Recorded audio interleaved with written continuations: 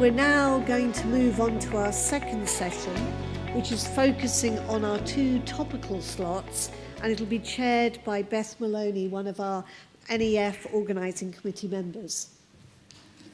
Good morning, ladies and gentlemen. Rowley's going to be a hard act to follow. I have pleasure in chairing this morning's session on topical slots, both of which are quite diverse, but really key to our industry at the moment. The first session is the impact on the national minimum wage rises. And we have Dane, who's the owner and manager of Hurston, Dressage and Eventing, to cover this. So she's going to be presenting on the impact of the rise of the national minimum wage on the equine industry and the need for proactive employment practices within the sector. Ali. Thank you. Good morning, ladies and gentlemen. I'm really privileged to be talking to you all today about a topic that, as an employer within the equestrian industry, is on my mind almost daily.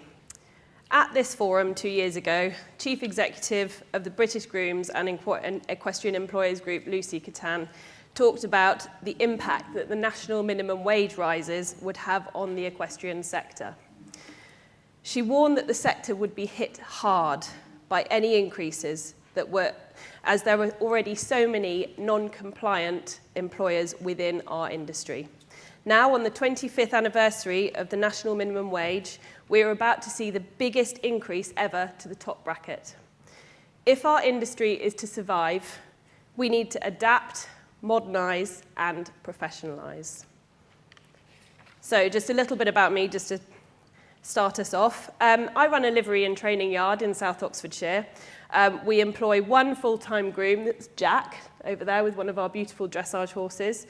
We cater for cash-rich, time-poor horse owners and provide high-quality care and training through bespoke livery packages.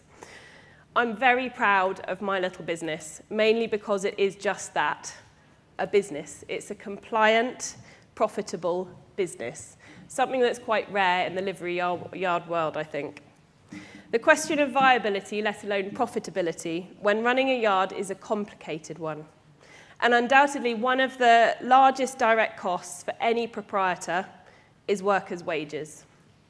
Any increase to wages is going to put a squeeze on profit margins and a strain on viability of a business.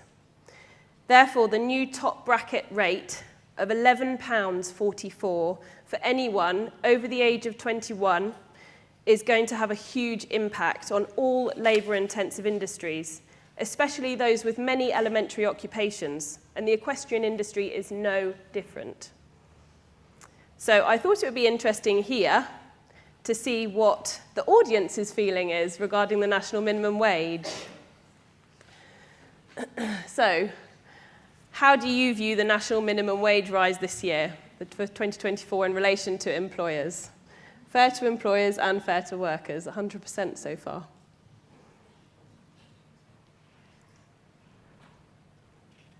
Not sure. Unfair. Yeah. Okay. Well, I just thought that might get you kind of thinking about it from a different perspective.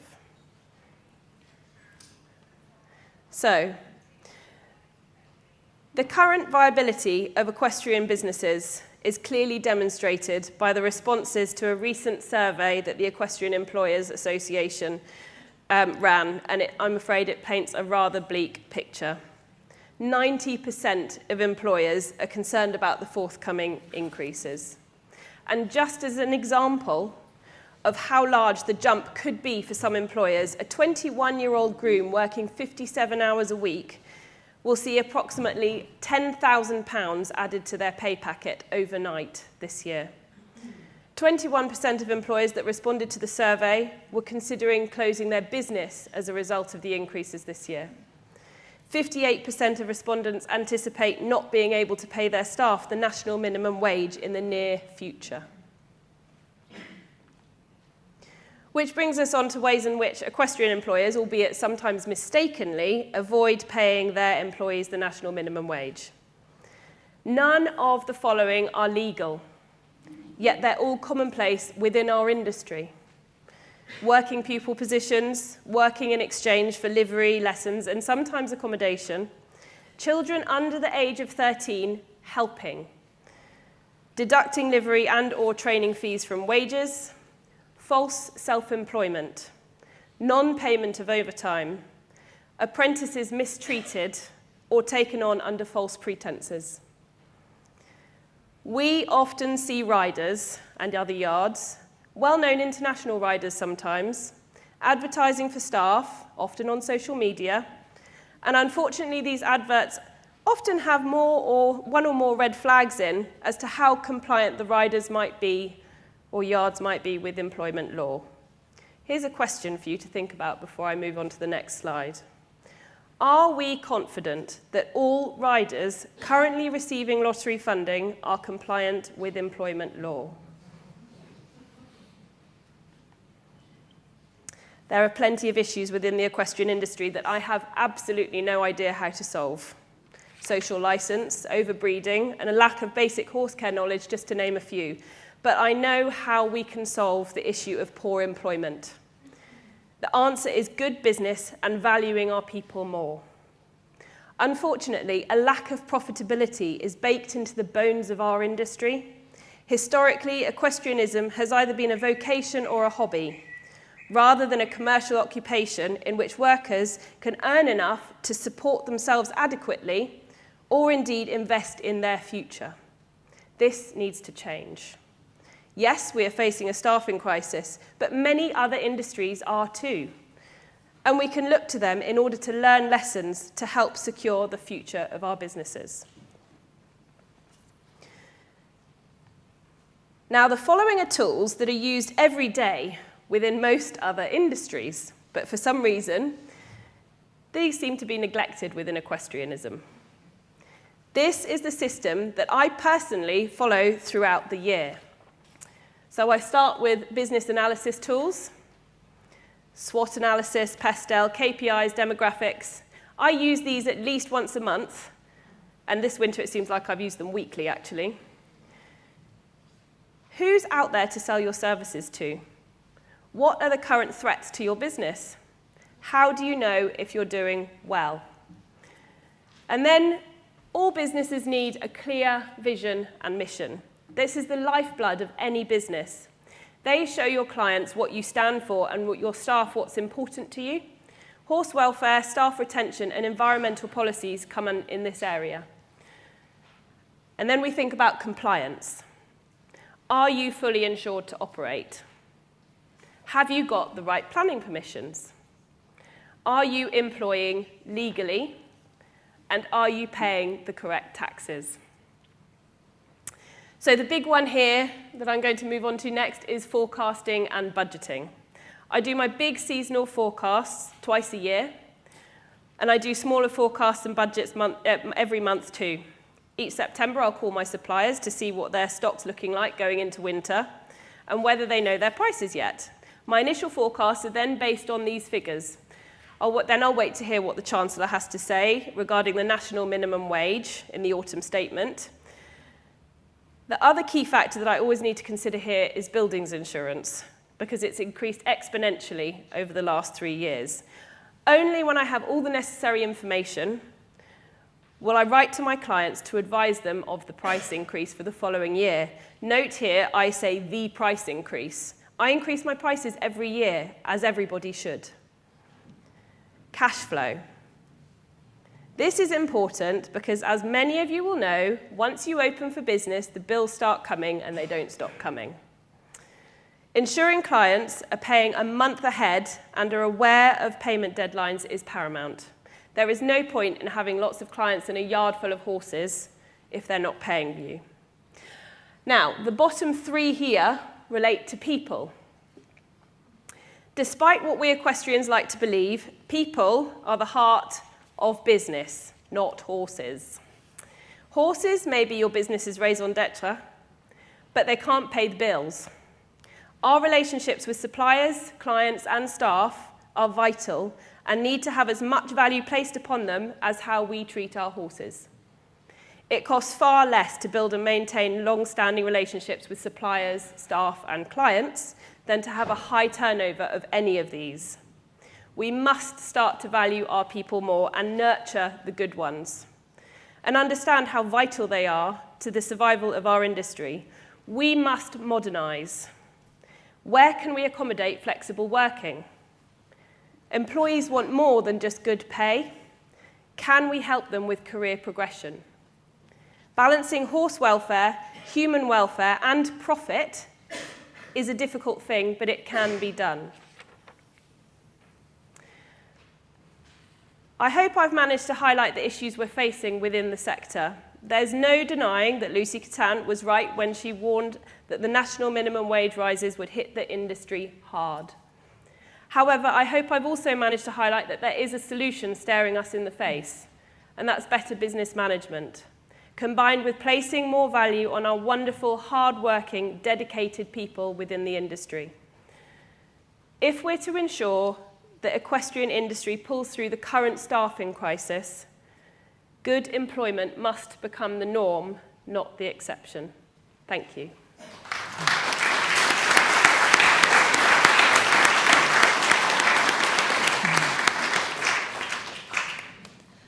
Thank you, Ali. Just to be aware, we're not taking any questions from the audience or on Slido during this topical session. So we now move on to our second presentation, which is from Jim Eyre and Helen Nicholls of British Equestrian. This is The Path to Paris. Over to Jim. Thank you. Thank you very much, and I hope we're going to try and lighten the mood and bring a bit of an entertainment, a sporting slot. I'm also going to try and stick to the time, which all the vets, my predecessors, haven't managed to do so far. I don't like coming second. Okay, the 33rd Olympic Games will be held, obviously, in Paris this year. It's the 100th anniversary since they last held it in 1924, the famous Chariots of Fire occasion. The key dates for us are the 26th of July to the 11th of August, and the first 10 days will be devoted to the equestrian piece, in eventing starting immediately after the ceremony, opening ceremony day, then dressage, and then jumping. And then the 28th of August through to Sunday the 8th of September for the Paralympics and the para-dressage. So 19 days of competition, 41 sports. Plus 4 new sports, breaking, speed climbing, skateboarding, and surfing. And this is important because there are only 10,500 athletes allowed in the Olympic Games. There'll be 150 British athletes, we hope. There's still qualifications ongoing at the moment. Centre of mass is Paris. The majority of the events will be held in Paris and within 10 kilometres of the capital, including Versailles, where we will be based, but also including Bordeaux, Marseille for the sailing, and then Tahiti for the surfing. It will be incredible, and they'll be using the iconic landscape. The opening ceremony will be conducted on the River Seine, in a flotilla of barges if the weather, the farmers, the bed bugs and all that all work their way through. I'm sure they'll, like everyone, they will make it outstanding occasion. And then the equestrian piece that we're interested in will be held in the Palace of Versailles, and it will be truly stunning. This is the artist's impression of looking at the field of play, looking through. You can actually see the palace 3 k's to the east, and then the park will be used for the cross-country. And I think it'll be outstanding. Helen will cover where the build is at the moment, and it looks really exciting. Dickie Waygood would say, though, that just because it's across the channel, actually it could feel very far from home when dealing with the French. So what for us? I mean, it provides us with a great platform, a really good platform where our industry, our sector can cut through the noise of football, of rugby, of Formula One and various issues going on there. And we have acquitted ourselves well. Tokyo was an exceptional one on the back of 2 years of COVID, a delayed Olympics, and the team did really well. And historically, the team has done very well across the championships, the World Championships, the European Championships, and then the Olympics. But it's a high bar that we set ourselves. And we are really good at it, and we should be proud, and it is that soft power that we try and retain and hold that influence in Europe and wider. And we are really fortunate. We've got very talented riders, great horses and passionate owners, but really well underpinned by the Olympic disciplines and the world-class programme. And it's very true to say, though, the National Lottery and UK sport have really turned the tide, that when it came in around in the 2000s, and then particularly after 2012, where dressage came back up, Great British Dressage came onto the map, we have been consistently successful as opposed to occasionally winning the odd medal in the last century. However great Paris will be, our job is also to make sure that we are on the map for LA in 2028, and then Brisbane in 2032. And it's always a tough fight with the IOC looking at getting high impact, high skilled, short duration formats to bring in to attract the younger generation. We've got to keep agile and mindful of that. And so we've got to keep on the money on that. Where the games will go in 2036, is it South Asia, is it the Middle East, where a lot of sports are moving, and we've just got to be conscious of that and alert to it. I think we've got three main challenges. We are an expensive sport. That's not just the logistics, but actually it's creating the venue. When you have a venue, an iconic venue, as we're going to see this year, it's a one-off. There's no legacy apart from what you're seeing on the day. And we've really got to be better on that. It's cost financially and environmentally. And then the social license, and that's why we're here today. But the equine welfare is coming to the fore. Society is changing. Pentathlon, this will be their last rodeo. There will be no more show jumping for pentathlon after Paris, and we've got to keep agile in this area. And then viewing figures, it's all about eyeballs. The currency of the Olympics, the IOC, is about the media reach and how many people are watching, and it's absolutely critical that everyone in our slightly hidden demographic turns on and tunes in. We will make sure that all the information is out there so you know when, who is competing, and how you can find it on the TV. Right, now for the more interesting detail. Thanks, Jim. And I'm just going to make a large assumption that everybody in the room is supporting Great Britain for the upcoming games. If you're not, you want to leave. So Jim's obviously given you the artist impression of what it looks like on the ground. I'm going to show you a bit what it looks like on the ground 2 weeks ago in Paris. And actually what you will see is that it looks pretty similar. They're doing a really, really good job. It's all on track. It probably, working with all the team leaders across the other sports, I'm really pleased that our venue looks like this. It looks, it's pretty well on its way. You can see the seats are even starting to go in. Those of you that have tried to get tickets for the games, those of you that may be lucky enough to have got tickets, you can see why there's not many tickets, because this is a three-sided seating tribune, so that the one side of it is open down to the palace. It will look absolutely amazing, and it's good, it's on track. What you can see there is you can just see at the top of the screen, you can see the warm-up arenas starting to go in, and this muddy bit down here will just flick onto this. This is actually the modern pentathlon swimming pool, believe it or not, this muddy pond. But it's really starting to come together. We were out there for an operational event last year. So normally this is the first time they've not done a test event, which, as Jim said, a little bit French. We would have liked to have had a test event where we can run some horses around the course. This wasn't to be. But what they did do was they put the pontoons out which go across the canal, and to check that it was suitable for the horses to go across, and I can confirm it was just a non-event. The horses didn't even notice. They spent a lot of money having frogmen and safety boats around, and I assume that the only incident they're going to have is a small child falling in the canal. But it was a non-event. They will be fine. And this gives you a little bit of detail of the actual cross-country course. The designer is the same designer that designed the track at the Europeans this year. It's 5.3 kilometres long. What you can see here is the warm-up and departure. I don't know if you can see just here. That is actually in a really nice shaded area. So if it's a hot day in Paris, the horses will start and finish for the cross-country course there. And you can see the pontoons that go across.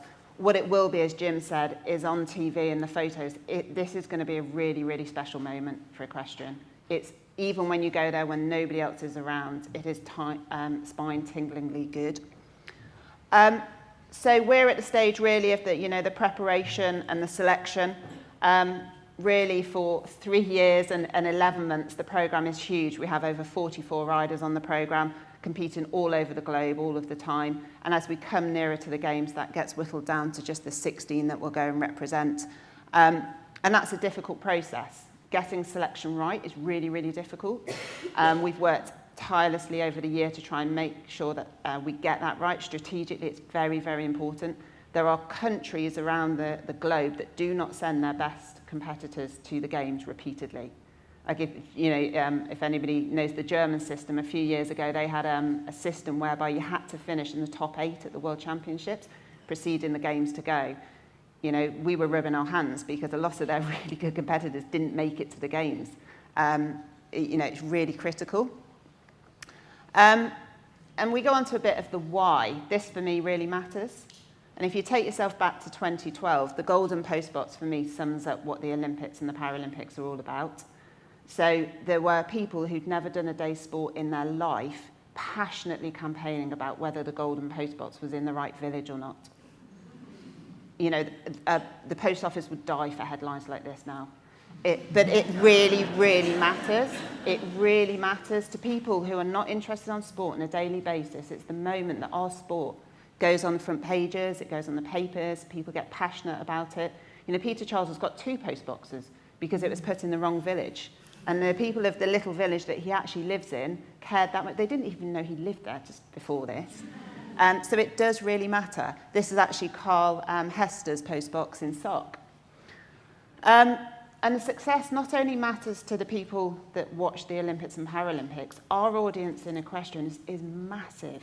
So today's World Book Day, the amount of children that will be going to school dressed as Charlotte Desjardins, as Carl Hester, as Ben Maher, it does matter. If we ever do a public showing, the queues are huge, so it does matter. And I think when the days are really difficult for our athletes, when it's all tough, they're trying to do the hardest thing in the world, which is to be successful on a given day once every 4 years. That is incredibly difficult, and it should be improbable. But when they're struggling with that, this actually matters. So my background before I came to equestrian, I was at British Sailing, and one of our sayings was always that you had to keep your head out of the boat. There's no point going fast and trimming your boat and being the fastest on the race course if you're going in the wrong direction and you haven't got your head out of the boat and you've looked and the fleet have tacked away, they've gone inshore and you've not seen it coming. So for us, running the World Class programme, this is what we do. We have to stay relevant to the changing worlds.